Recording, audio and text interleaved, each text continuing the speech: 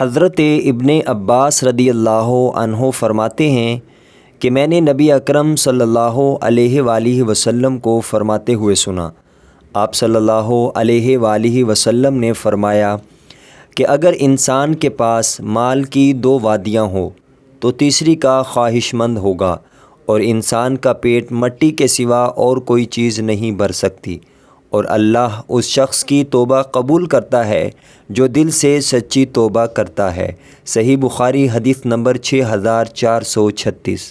حضرت ابو ہریرہ رضی اللہ عنہ فرماتے ہیں کہ رسول اللہ صلی اللہ علیہ وآلہ وسلم نے فرمایا، کسی مسلمان کے لیے درست نہیں کہ وہ اپنے بھائی کو 3 دن سے زیادہ چھوڑے رکھے، لہذا جو 3 دن سے زیادہ چھوڑے رکھے پھر وہ بغیر توبہ کیے اسی حال میں مر جائے تو وہ جہنم میں داخل ہوگا۔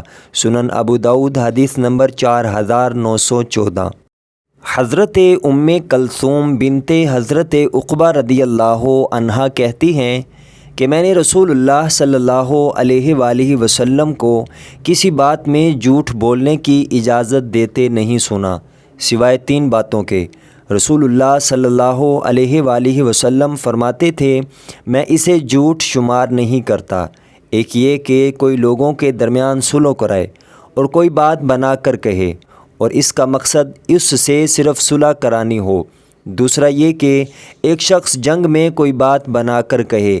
تیسرا یہ کہ ایک شخص اپنی بیوی سے کوئی بات بنا کر کہے اور بیوی اپنے شوہر سے کوئی بات بنا کر کہے۔